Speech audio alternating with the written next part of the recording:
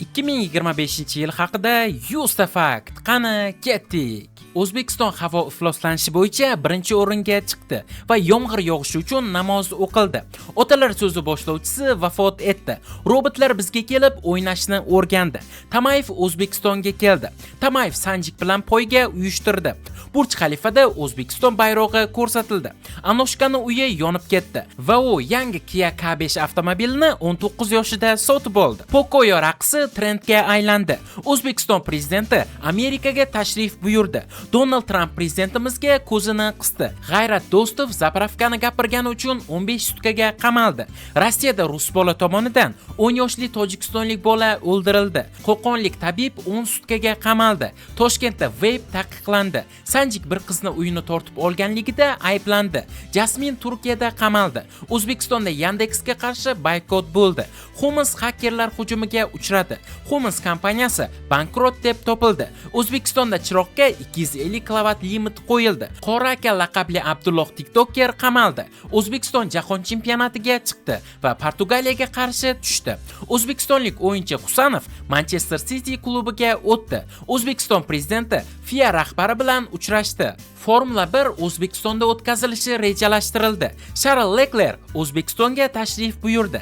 Baxti Tashkentskiy qamoqdan chiqdi. GTA 6 o'yini bu yil ham chiqmadi. Clair Obscure yil o'yini deb topildi. Toshkentda Burger King ochildi va menyusi rus tilida yozilganligi uchun juda ko'p haytlar bo'ldi. Toshkentdagi archa uzunlik bo'yicha dunyoda 2-o'rinni egalladi. Brain Rot O'zbekistonda ham trendga aylandi. Termiz shahrida talaba yigit o'zini binodan tashladi. Telefonchi blogerlar ko'payib ketdi va bu orqali qizlar ham mashhurlikka erishdi. Trump qayta prezident bo'ldi. Rossiya va Ukraina urushini to'xtatishni va'da berdi.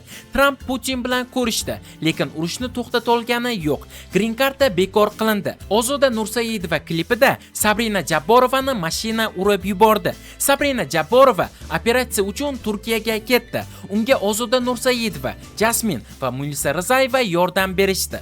Bu yil Paxtakor klubi kubokni qo'lga kiritdi. Telegramda eski gullar sotiladigan kanal ochildi. WhatsApp Rossiyada bloklandi. O'zbekistonda kvadroberlar paydo bo'ldi. Yumshoq o'yinchoqlar avtomati juda mashhur bo'lib ketdi. Oy quyosh tutilishi bo'ldi. Kitobxon Xayrulla Asadov O'zbekistonda mashhur bo'lib ketdi. Tirik kitob 4 yillik orzusiga erishdi. Dunyoda sun'iy intellekt juda mashhur bo'lib ketdi. Uy ishlarini bajaradigan robotlar yaratildi. Kamol Qahhorov uylandi. Toshkentda eshiksiz balkonlar qurildi. Tio Timur va senator kurashdi. Dilemi ajrashdi va ikkinchi marta uylandi. Yaponiya Namanganda robot assistent xirurgiyasini joriy etdi. iPhone 17 Pro Max chiqdi. Avtobusda naqd berish bekor bo'ldi. O'zbekiston Amerikaga 100 milliard dollar investitsiya qildi. KAFA U17 chempionatida O'zbekiston birinchilikni oldi. Olympic City stadioni ochildi. O'zbekistonda birinchi marta pivo festivali bo'lib o'tdi. AQSh Venezuela hududiga zarba berdi. O'zbekistonga kelgan yaponiyaliklar soni 30 mingga yaqinlashdi. Uy ishlariga moslashgan robot yaratildi. Do'stlar, siz ham YouTube'da o'z kanalingiz bo'lishini xohlaysizmi?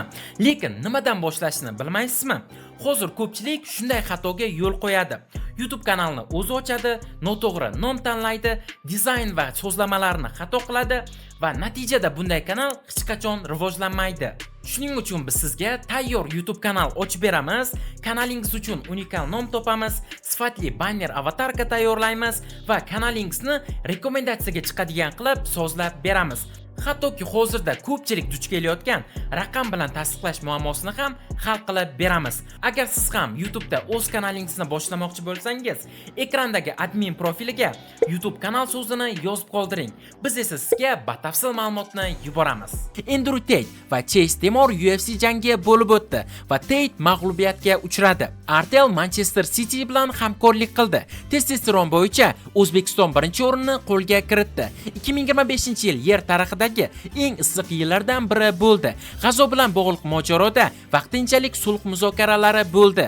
Yevropa davlatlariga o'zbeklar borish muammosi kuchaydi. SpaceX va NASA kosmik hamkorlikni kengaytirdi. Call of Duty asoschilaridan biri avtohalokatdan vafot etdi. Bu yil Oscarni Anora filmi oldi.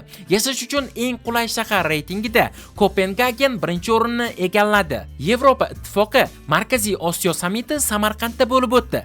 SpaceX to'liq to'liq orbital sinov parvozini amalga oshirdi. YouTube Shorts TikTokdan o'zib ketdi. Jahon atletika chempionati Tokio shahrida bo'lib o'tdi. Oltin to'pni Usmon Dembele oldi. Qizlar bo'yicha esa Aytana Bonmati oldi. 2025-yilgi eng mashhur messenjer WhatsApp bo'ldi. Yevropada yangi benzinli avtomobillarga cheklovlar qo'yildi. Telegram foydalanuvchilar soni 1 milliarddan oshdi. Xitoy AQShning 20 ta kompaniyasiga qarshi sanksiya kiritdi. Qrimda internet taqiqlandi. O'zbekistonda 9 oyda eng ko'p chaqaloq Samarqand viloyatida tug'ildi. O'zbekistonliklar sartaroshxonalarga 10 trillion so'mdan ko'proq pul sarfladi.